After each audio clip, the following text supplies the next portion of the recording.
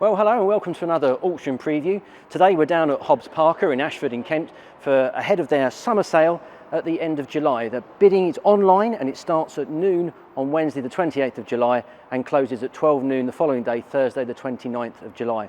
We'll put all the details in the description so you can look up, but there is a lovely selection of classic cars here for sale.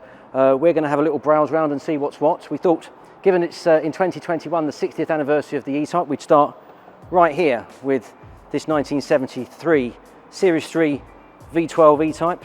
Paul, what do you think? It's lovely, isn't it? Manual as well. People forget that the V12 E-Type is a really serious car, and especially in manual form like this one is. I think it's original right-hand drive as well. You've got a hard top, black, not red, but you could paint that.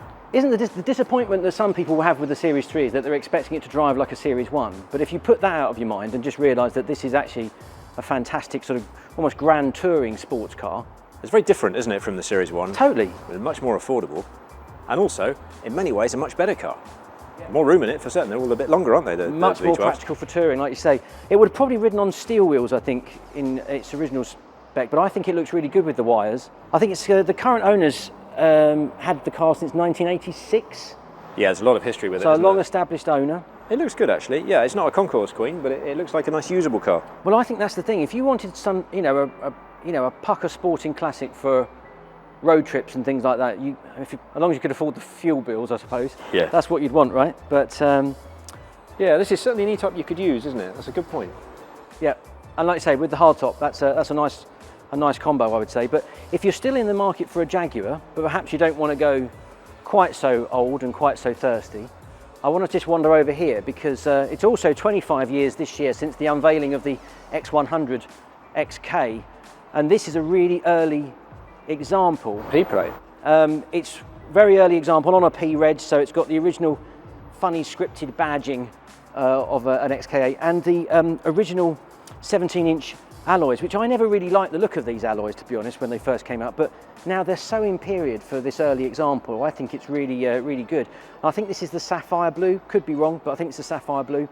I think if you're looking for a really honest early example of an X100, you could do a lot worse than this, because this is pretty much how it would have been unveiled at the Geneva Motor Show in '96. Yeah, it's quite well presented, actually. The nose cones here are normally all peppered with stone chips. This one's obviously had some paint, I guess. Well, I think this was sold by Aaron Cars, one of the independent Jaguar specialists that we know of, in 2003. And I know Aaron used to usually repaint the nose cone, so it might have had a fresh blow of paint in that time. It's got the sort of slight misting on the or condensation on the headlights, but again, that's a well-known challenge for these cars, and they were pop the bulbs out, leave it in the sun, they'll be fine. Yeah, exactly. But these early ones are getting rarer, and I think this is probably an affordable way into Jaguar XK motoring. If the red E-Type's, a bit too juicy for you, then how about a red GT6? Because back in the day, and even nowadays, people always used to refer to the GT6 as a mini E-Type, and you sit low in the car, you look out over that long bonnet with the big bulge in it, and it does have a little flavour of the Jag, with the hatchback rear as well. I mean, this one looks like it needs a bit of TLC, right? But it's yeah. The great thing about Triumph GT6s, I think the parts availability is, pretty well supported. There's a good club scene, good independent specialists. This is all doable. This sort of. Yeah, I mean, it's a Spitfire underneath, really, isn't it? Where the top bit is GT6, but the rest of it's Spitfire. You've got a separate chassis, straight six engines shared with so many other Triumphs. So they're one of the best DIY cars you can get, really. These Triumphs. Great fun, lovely six-cylinder engine. Yeah, there is a fair bit of work to do. I mean, he's got a few bits with it. There's a spare tailgate in the boot there.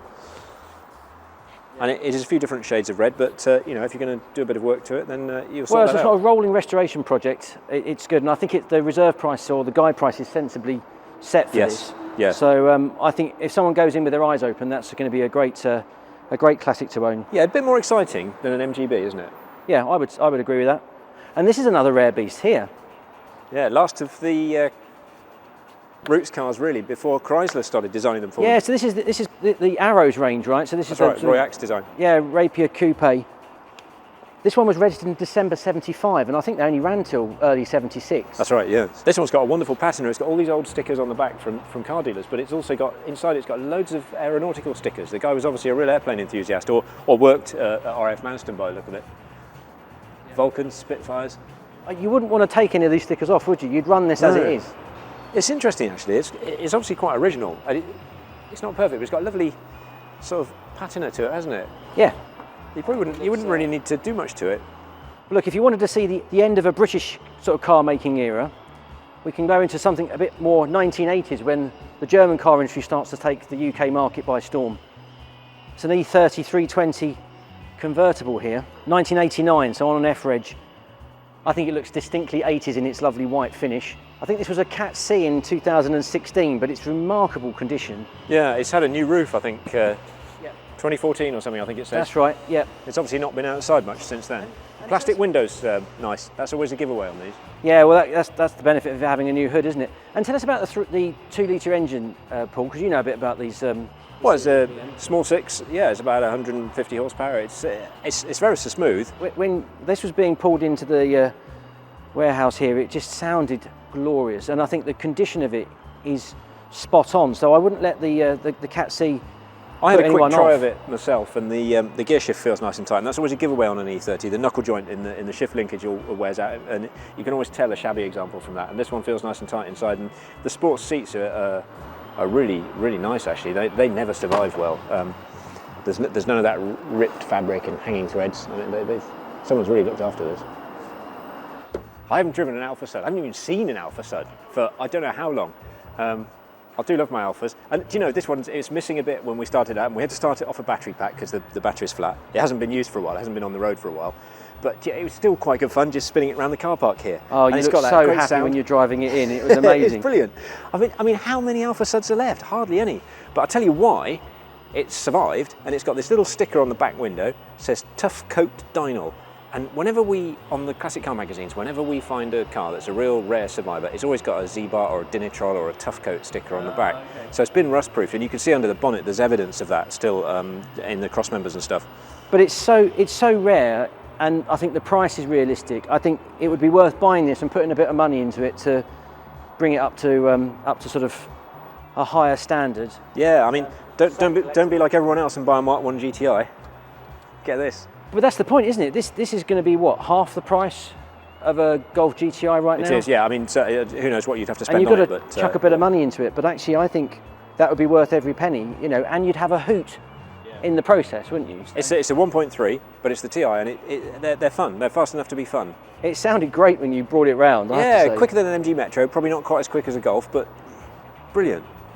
And every car enthusiast should own an Alfa at least once in their life, right? Yeah. I haven't got an Alfa at the moment. Maybe I should get one. But I'm more an R107 man, Paul. I do, having watched Heart to Heart in the 80s, bit of Dempsey and Makepeace. This is the 280, isn't it? This one. It's a 280, yes, 280 automatic. They're not as exciting as the V8s, but no, they're fine in their own way. Depends how you want to drive it. These are more of a cruiser really than a sports car, so you're probably not going to notice the lack of power. Yeah, I guess if you want a 0 to 60 sprint, this is probably not for you. But if you wanted to cruise along an autobahn at a respectable speed, this would do the job, wouldn't it? And again, the hood looks in good condition. Yeah, and this one has the rear seat, which not all R107s do have. It's not a huge rear seat, but you get children in there, and it just means you can go on a family trip to the pub. You can all enjoy the car. It does apparently have documentation of a restoration, which would explain why it's in a reasonably good condition. I think the resto happened quite some time ago, but it nonetheless still looks like it's been done to a high standard. There's photographic evidence of that. And we've got a Mercedes-benz Club sticker in the window. That's not a bad sign. These have gone up in value a lot over the years. I think this would be a really keep and collect type classic. Well, we've covered a couple of convertible cars, and it is a summer sale after all, but there's a third choice we've picked out. It's a slightly left field one, the street car. Kylie Minogue's choice of convertible. Yeah, if it's all right for Kylie, it's all right for us. Yeah. You should be so lucky to get behind the wheel of this, Indeed. I reckon. But this is a luxury model, so that's the top spec one with all the leather. Yeah, yeah. These are a bit of an underrated car, really. I mean, they are very much a love it or hate it car, but they've got the 1600 Duratec, so they've got a bit more go than the old 1300. I don't think the two-tone paintwork is standard on this. And this one looks really solid, because most of them, you know, they're bubbling everywhere. And this one isn't. It's obviously been looked after. if you don't like it, I can't make you like it ever, I shouldn't think. But if you fancy a street car, this is one of the better ones I've seen, to be honest. The car was based on a design study, I think, that Gear did, which was still very much... Gear did the original study, and then Pininfarina did the production car. Had its engineering warmed over by Richard Parry Jones, who It's one of sadly the first passed away. Parry Jones cars, yes. And they do drive nicely, to be fair. You know, this has got the rarity factor, it's a bit unusual, it's historically significant, so people, as you say, might mock it at the moment because it might be a bit new and a bit wacky, but I think it's I think it's got collectible potential all over it, really. So yeah, Someone's certainly loved it, I would say. we're talking of Fords, we can probably head over here. An RS Turbo, is this a bit of you, Paul? Well, I had one of these once, not Series 1, Series 2. Series 1 is hot property though. They're quite rare, the Series 1s though, aren't they? Because they didn't come out that long before the facelift Mark They didn't IV. make them for very long. A lot of them were crashed, a lot of them were modified, even more of them were modified and then crashed, and the rest were stolen, so, you know, and there just aren't many left. Well, it's got an RS Owners Club sticker in the windscreen, which suggests it's maybe a conscientious owner. Yeah, I've spotted a couple of little non-standard bits on it, but it's essentially an unmodified car, which is good. It's obviously had a little bit of paintwork. Inside all looks standard, and it's on these Mark III Escorts, the dashboard just doesn't last. It all tends to sort of droop with age, and this is a really good one, actually. It's got a painted rocker cover. Yeah, it's got a dump valve, of course. Yeah, they all did that, sir. But this really represents that kind of peak 80s turbo era, doesn't it? When you just wanted to make everything go faster by just shoving a really big turbo on. This looks so much better than the Series 2 cars. I had a Series 2 and it just looked like an XR3i really, whereas these were really distinctive. Rare, relatively original, it's good overall condition. If you're into your fast Fords, you could do a lot worse than it. Yeah, they don't come up so often. But from Ford to its kind of arch rival, I suppose, we've got this Vauxhall VX 2300. Vauxhalls are quite rare in the 70s, aren't they? But you know, I think this is a lovely example, you know. Yeah, pinnacle of the FE Victor range this was, with the 2300 engine. Big 4-cylinder as well, unusual. I love the design of this era of Vauxhall, because the Mark I Cavalier has very similar styling cues, isn't it? But this is obviously the bigger model, a bit more grown up, probably a bit nicer on a motorway. And I think we can safely assume, Joe, that nobody has smoked in this car. Yes. Got a sensible guide price, which means if you're looking for like a cost-effective entry into, you know, proper classic motoring. Yeah, it's got an imposing car, isn't it? And do you know, one of the reasons I like it, it's not a Ford, it's just a little bit different. It's not a Cortina and it's not a Granada. Yeah. You're going to turn up at a car show in this and people are going to go, ooh. Now, you don't see many Mark 1s for sale, Paul. No. Everyone's about the Mark 2s, you see, but this is yeah, this is the original, isn't it? And of course, it wasn't really called the Mark 1, it was only called the Mark 1 once we knew about the Mark 2. The windows on the Mark 1 are quite a lot smaller because the science of unitary body shell construction was in its infancy. They just over-engineered it. And it wasn't until they got a bit of experience that for the Mark 2 they were able to just slim out the pillars a bit and use less metal and more glass. And you notice there's a narrower track on the Mark 1 as well.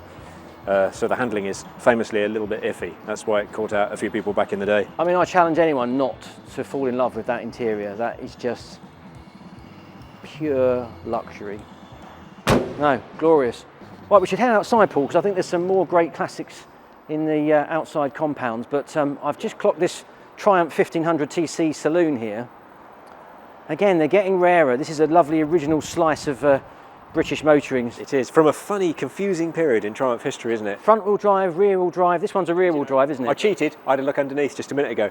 Rear-wheel drive. Yeah, but it's so lovely. It's lovely and original inside. There's a few areas of paint that I'd want to just sort out if I was the owner of this.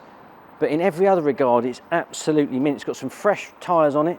The values of these cars mean people don't really spend the money on restoring them, so this one is unusually good. And yet, very much like we were saying with the GT6, you know, the parts support for something like this is actually still really strong. So I don't think you'd struggle keeping this on the road. I think some club support from like Triumph Sport 6 Club, something like that, that's a brilliant example. Well, let's head outside. I'm sure there's some more beauties to have a look at there. So Paul, you came down in your modern Toyota Corolla hybrid estate, and I really think you should have this in the garage as your classic counterpart. I'm not quite sure I agree. This has not been run since something like 1990, has it? It's that classic car salesman speak, right? Because it was bought by the first owner in 1983 at West Malling Autos. Oh yeah, it was definitely bought in West Malling. That part of the number plate is still there, yeah. But this is the funny thing, it then says, and the second owner was a vicar. So you can sort of say it's been only driven to church and back on a Sunday. Full Sunday service history. Best thing, right, it's locked. Locks work. Best thing about it is those seat covers, all round, look. and the beauty rings for the wheels, which are in the boot. I bet you can't buy those anymore. I think this is great. I'm sure isn't there a Nissan Stanza for sale in the sale There as is, well? yeah, it's not here today, but I could see this absolutely slammed on little wide 13s, you know, with an engine transplant. No, don't slam it. You want to restore it sympathetically to how it was when it rolled out of the showroom in West Malling back in 1983. Over here then, Paul, this is another interesting one. Tahiti Blue MGF VVC. That's more appealing than you might think, isn't it? I think. Yeah. And they're so cheap right now, MGFs, but this is a VVC, and people mock it, but if you've ever driven a VVC, you'll know that they're surprisingly quick. Controversial comment it might be, but I prefer the MGF VVC to the MX-5. Massive amounts of parts support, club support for these things. Yeah. And as a cost-effective way into British sports car motoring. Well, they weigh nothing, so you've got 145 horsepower with your VVC engine. You can get the repressurised hydrogas spheres now, so you don't need to mess about with that. This is not the best example, but on the other hand, if you're looking for a project, you know, it's not going to cost a lot to buy, and you can do everything for cheap. So it's no reserve. Yeah, there's no reserve. No reserve, so it will probably go for a very sensible price, and then that will make a fantastic project for someone. Yeah, the interior would clean up a little bit. There's a little rip in the roof here, but it's not the end of the world. I mean, thinking about it, Paul, is it a no reserve project car? Maybe for like an MG magazine, like MG Enthusiast or something. No, I mustn't buy another project car. Can't do that. But listen, I know we're going to get shot by Joe if we don't just cover this Citroen DS down here. There are two DSs for sale, but this is the one that's actually a French registered one. So the new owner would have to sort out UK registration. Yeah, it's only just come over from France, this one. But I think it's been used until quite recently in France. So I think the speedo's still in kilometres, but I think it's got the equivalent of 55,000 miles on it. The sun's not been so kind to the paint, but I think it would probably mop back again. It's been on the road in France until 2020 at least, so it's got a French insurance certificate in the window. Like you say, I think, you know, as a restoration project, this would be so worth it, wouldn't it? A project car for you, Joe. I reckon that's what you want to go. They're still taking lots for this sale. The catalogue's still building all the time as we're filming this. So we're in the back compound now. There's some interesting stuff out here as well. Some great 80s stuff, look. A fairly late Capri there, a laser spec. Yeah, a second Citroen if you missed on the first one. Yeah. 4-door E30 instead of a convertible. 205 GTI. Behind me here there's a PA Cresta.